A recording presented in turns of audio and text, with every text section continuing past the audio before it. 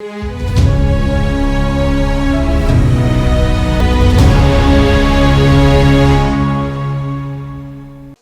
दोस्तों, राजनीति की बातें किताबों की कहानी में आपका एक बार फिर से स्वागत है। मैं हूं आपका दोस्त धर्मेंद्र कुमारी। दोस्तों, आज के वीडियो में हम उस अवार्ड की बात करेंगे जो इंदिरा गांधी ने हरियाणा को दिया था, लेकिन वो अवार्ड हरियाणा के लोगों को बिल्कुल पसंद नहीं आया। वो अवार्ड हकीकत में कभी जमीन पर भी नहीं उतर पाया, लेकिन हरियाणा के इतिहास में उसकी एक अहम जगह है।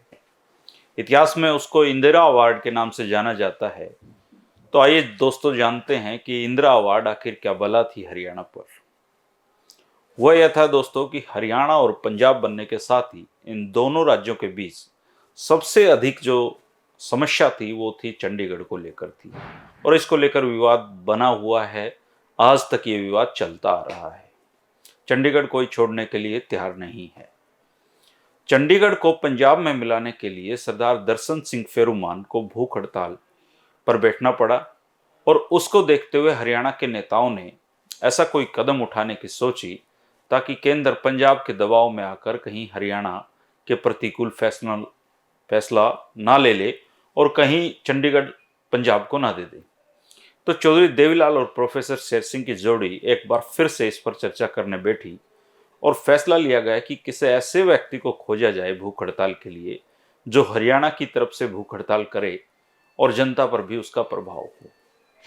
प्रोफेसर साहब ने इस बारे में चौधरी उदय सिंह मान, जो भूतपूर्व एमएलसी थे और जिनका हरियाणा में अच्छा खासा नाम था, रसूख था, उनसे फिर बातचीत की गई। मान साहब ऐसे व्यक्ति थे जिन्होंने सज्जनता के साथ साथ लोकप्रियता भी हासिल की थी, और बहुत ऊंची शख्सियत वो थे। वे जाट संस्थाओं के प्रधान रह चुके थे, और मान साहब को कांग्रेस में लाने वाले प्रोफेसर शेर सिंह ही थे। उन्होंने प्रोफेसर शेर सिंह की बात मान ली और रोहतक में फिर ये भूख हड़ताल पर बैठ गए। तो उधर से सरदार दर्शन सिंह फेरूमान भूख हड़ताल पर थे, इधर से उदय सिंह मान जी भूख हड़ताल पर बैठ गए। अब दोनों पक्षों की भूख हड़ताल को देखकर केंद्रीय सरकार चिंता में आ गई। समस्या के समाधान के लिए किसी एक पक्ष को मनाना जरूरी था, और उमा शंकर दीक्षित जी कांग्रेस के वरिष्ठ नेता थे। उन्होंने प्रोफेसर साहब को बुलाया और कहा कि इस प्रकार से चंडीगढ़ की समस्या सुलझने से रही, इसका कोई उपाय आप सोचिए। आप हरियाणा के अन्य साथियों से मिलकर मान साहब को भूख हड़ताल समाप्त करवाने के लिए तैयार करें। अब उमा शंकर दीक्षित जी को यह थोड़ी पता था कि भूख हड़ताल पर यही लोग बिठाने वाले हैं। तो प्रोफेसर साहब ने उत्तर दिया कि दीक्षित जी, बिना किसी आश्वासन के मैं मान साहब को भूख हड़ताल समाप्त करने के लिए कैसे कह सकता हूं। इंदिरा गांधी उस समय प्रधानमंत्री थी, और 19 सितंबर 1969 को एक पत्र उदय सिंह मान को उन्होंने लिखा था, और इस पत्र की प्रतिकूल जो प्रतिक्रिया थी वो अनुकूल नहीं थी। तो उन्होंने 8 अक्टूबर 1969 को फिर एक पत्र लिखकर उनको भूख हड़ताल खत्म करने की अपील की। अपने पत्र में इंदिरा गांधी ने लिखा था कि मान साहब, पंजाब और हरियाणा भारत के अभिन्न अंग हैं। इन दोनों के विवाद परस्पर मिल बैठकर निपटाए जा सकते हैं। भूख हड़ताल से समाधान नहीं है। मैं आशा करती हूं कि आप ये भूख हड़ताल खत्म कर देंगे। इंदिरा गांधी जी के पत्र प्राप्त होने पर प्रोफेसर शेर सिंह ने कहा कि मान साहब, अब तो आपको भूख हड़ताल समाप्त कर देनी चाहिए। मान साहब ने कहा कि भूख हड़ताल मेरी उसी समय टूटेगी जब कांग्रेस के वरिष्ठ नेता उमा शंकर दीक्षित अपने हाथ से मुझे जूस पिलाएंगे। प्रोफेसर साहब ने उमा शंकर दीक्षित को इस बात के लिए सूचना दी, और वो तो तैयार ही बैठे थे। तो मान साहब ने 18 दिन के उपरांत भूख हड़ताल अपनी खत्म कर दी। राजनीति में अपनी मांगों को मनवाने के लिए प्रार्थनाओं की अपेक्षा दबाव का हमेशा अधिक प्रभाव पड़ता है। इसलिए कर्मचारी संगठन भी लगातार आप देखते हैं कि अब हमेशा दबाव की राजनीति करते हैं, रणनीति बनाते हैं। तो भूख हड़ताल का दबाव समाप्त किए जाने पर प्रोफेसर साहब और चौधरी देवीलाल ने सोचा कि भीड़ का दबाव चंडीगढ़ में सबसे अधिक कारगर माना जाता है, इसलिए चंडीगढ़ को हासिल करने के लिए दिल्ली में एक विशाल रैली की जाए। इस रैली की सफलता के लिए आर्य समाज का सहयोग जरूरी था, क्योंकि दिल्ली के समीपवर्ती रोहतक जिले में जहां सबसे अधिक व्यक्तियों की रैली में जाने की भाग लेने की संभावनाएं थी, आर्य समाजी वहां पर ज्यादा थे। इस काम के लिए प्रोफेसर साहब से कहा गया कि ये स्वामी ओमानंद जी को इसके लिए तैयार करें। प्रोफेसर साहब ने स्वामी ओमानंद जी को 1 मिनट में मना लिया और हरियाणा के सभी नेता इस रैली को सफल बनाने के लिए जुट गए। इसका परिणाम यह हुआ कि करीबन 7 लाख लोगों ने दिल्ली में पहुंचकर अपनी जनशक्ति का प्रदर्शन किया था और यह काफ़ी अच्छी तादाद उस समय रैली की दृष्टि से थी और हरियाणा में चंडीगढ़ को लेकर एक दोबारा से एक उत्साह बना। प्रोफेसर शेर सिंह जी को यह भी पता था कि अकालियों की प्रेरणा से भूतपूर्व सैनिक अफसरों का एक प्रतिनिधि मंडल चंडीगढ़ के संबंध में प्रधानमंत्री से मिलने वाला है। चौधरी देवीलाल और प्रोफेसर साहब ने भी हरियाणा के भूतपूर्व फौजी अफसरों से संपर्क साधा और इन्हें हरियाणा के पक्ष में इंदिरा गांधी से मिलने को कहा। राठदाना गांव से मेजर जनरल बुद्ध सिंह और बहुअकबरपुर से मेजर जनरल शमशेर सिंह दोनों प्रोफेसर शेर सिंह की कोठी पर दिल्ली पहुंच गए और अगले दिन सैनिकों का प्रतिनिधिमंडल इंदिरा गांधी जी से मिला और अपनी प्रतिक्रिया चंडीगढ़ को लेकर दी। तो इस तरीके से अकाली जो वार था उसको काउंटर इन्होंने किया। इसी बीच चंडीगढ़ विवाद को लेकर भूख हड़ताल पर बैठे दर्शन सिंह फेरुमान की मृत्यु हो गई। इनकी मृत्यु के उपरांत संत फतेह सिंह आत्मदाह के लिए बैठ गए और आत्मदाह की तिथि ज्यों ज्यों समीप आती गई त्यों तो समस्या जटिल होती गई। केंद्र का इस संबंध में चिंतित होना स्वाभाविक था और पंजाब की अकाली राजनीति भी बड़ी दुविधा में पड़ गई थी। एक पक्ष फतेह सिंह के आत्मदाह की तिथि की प्रतीक्षा करने लगा तो दूसरा पक्ष उनके प्राणों के बचाने की चिंता में डूब गया। संत फतेह सिंह भी स्वयं अपने प्रेरणाओं के जो प्राण थे उनके संबंध में चिंतित हो उठे थे कि कहीं जलकर ना मरना पड़े। संत सिंह ने प्रोफेसर साहब के पास हरिकिशन सिंह सुरजीत जो साम्यवादी नेता थे और राजस्व मंत्री सोहन सिंह बस्सी को भेजा। ये दोनों व्यक्ति संत फतेह सिंह का प्रस्ताव लेकर अबोर फाजिल्का हरियाणा को और चंडीगढ़ पंजाब को देने के संबंध में आए थे और मनाने आए थे कि हरियाणा वाले इस पर मान जाए। प्रोफेसर साहब और चौधरी देवीलाल ने शांत भाव से दोनों पक्षों की बात सुनी और पूछा कि क्या यह प्रस्ताव मात्र संत फतेह सिंह का है अथवा इस प्रस्ताव के संबंध में संत फतेह सिंह और दल दोनों की सहमति है। हरिकिशन सिंह सुरजीत ने कहा कि इस प्रस्ताव के विषय में सोहन सिंह बस्ती हमारे गवाह हैं। सोहन सिंह संत फतेह सिंह के नजदीकी लोगों में से एक थे और संत फतेह सिंह सदा इनका आतिथ्य स्वीकार करते थे। सोहन सिंह बस्सी ने कहा कि उपयुक्त प्रस्ताव अकाली दल और संत फतेह सिंह दोनों का ही है। प्रोफेसर साहब के उपयुक्त प्रस्ताव के संबंध में उमा शंकर दीक्षित और इंदिरा गांधी दोनों को प्रोफेसर शेर सिंह जी ने सूचित कर दिया कि ये प्रस्ताव हमारे पास आया है। इसी बीच 16 अगस्त 1969 को राष्ट्रपति का चुनाव होना था। यह भी एक अलग कहानी है दोस्तों, जिसकी जड़ें हरियाणा में है। राष्ट्रपति का यह चुनाव देश के राजनीतिक इतिहास में कांग्रेस पार्टी और कांग्रेस प्रधानमंत्री के रूप में दो खेमों में बटा हुआ था। इस चुनाव में कांग्रेस पार्टी की तरफ से नीलम संजीव रेड्डी प्रत्याशी थे और इनके मुकाबले में वीवी गिरी खड़े थे।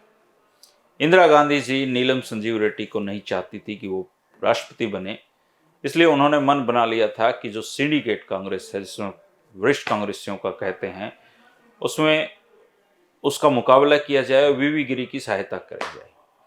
इस विषय में हरियाणा से बहन चंद्रावती ने एक बयान दिया कि कांग्रेसी अपनी अंतरात्मा की आवाज पर वोट दें, और ये नारा इंदिरा ने और इंदिरा के चाहने वालों ने हाथों हाथ लपक लिया। खुद इंदिरा ने भी कांग्रेसी मतदाताओं को अपनी अंतरात्मा की आवाज के अनुसार मतदान करने को कहा। ऐसी स्थिति में अनेक कांग्रेसी मुख्यमंत्री, एमएलए, एमपी, केंद्रीय मंत्री दुविधा में पड़े हुए थे।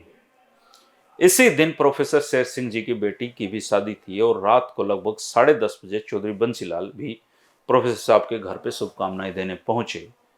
प्रोफेसर साहब के साथ चौधरी बंसीलाल की अन्य विषयों पर बातचीत हुई। वहीं राष्ट्रपति के चुनाव का विषय भी प्रमुख रहा। प्रोफेसर शेर सिंह से जब चौधरी बंसीलाल ने इस चुनाव में पूछा कि मुझे क्या करना चाहिए, तो प्रोफेसर साहब ने इन्हें सुझाव दिया कि वर्तमान राजनीतिक परिस्थितियों को देखते हुए आपको इंदिरा गांधी के साथ रहना चाहिए। ये बात चौधरी बंसीलाल के मन में बैठ गई और प्रोफेसर साहब के मकान से ही उन्होंने इंदिरा जी को टेलीफोन करके कहा कि मैं आपके साथ हूं और आपका सहयोग करूंगा। उसी रात ये चंडीगढ़ के लिए चल दिए और अगले दिन इंदिरा जी की इच्छा अनुसार राष्ट्रीय चुनाव में विधायकों को वोट डालने के लिए कह दिया। जनवरी 1970 के दूसरे या तीसरे सप्ताह की बात थी कि प्रोफेसर साहब को अपने जो राजनीति में सूत्र होते हैं उनसे पता चला कि चंडीगढ़ पंजाब को दिए जाने की तैयारियां अंतिम दौर में हैं। और इस सूचना से प्रोफेसर साहब चिंता में पड़ गए। उन्होंने चौधरी देवीलाल को भी इसकी सूचना दे दी कि चंडीगढ़ पंजाब को देने वाले हैं। इसके बाद इन्होंने मुख्यमंत्री बंसीलाल से संपर्क किया और कहा कि चंडीगढ़ पंजाब को दिए जाने की स्थिति में हम सबको त्यागपत्र देने होंगे। परंतु बंसीलाल जो रातों को फ़ोन करके प्रोफेसर साहब से राय मशवरा करते थे, यहाँ पर पलटी मारने का समय आ गया था। तो चौधरी बंसीलाल ने प्रोफेसर साहब को कोरा उत्तर दे दिया कि प्रोफेसर साहब मैं ऐसा नहीं कर सकता हूँ। इससे प्रोफेसर साहब निराश हुए और ये दोस्ती जो पिछले वीडियो में हमने जिक्र किया था उसमें दरार की पहली शुरुआत ये थी। परंतु इन्होंने उत्साह नहीं छोड़ा और इंदिरा गांधी से मिलने के लिए ये चल पड़े। इंदिरा गांधी अपनी विदेश यात्रा के संबंध में व्यस्त थी और प्रोफेसर साहब ने उनसे मिलने का समय मांगा तो उत्तर मिला कि हवाई जहाज तैयार है, यदि बातचीत होगी तो हवाई जहाज छूट जाएगा। प्रोफेसर साहब ने विनम्रता से उत्तर दिया कि मैडम आपको बिठाए बिना हवाई जहाज कैसे छूट सकता है। इंदिरा गांधी ने कहा कि चलो मेरे साथ कार में बैठकर बात करते हैं। प्रोफेसर साहब इंदिरा गांधी के साथ कार में बैठ गए और अपनी बात कहने लगे।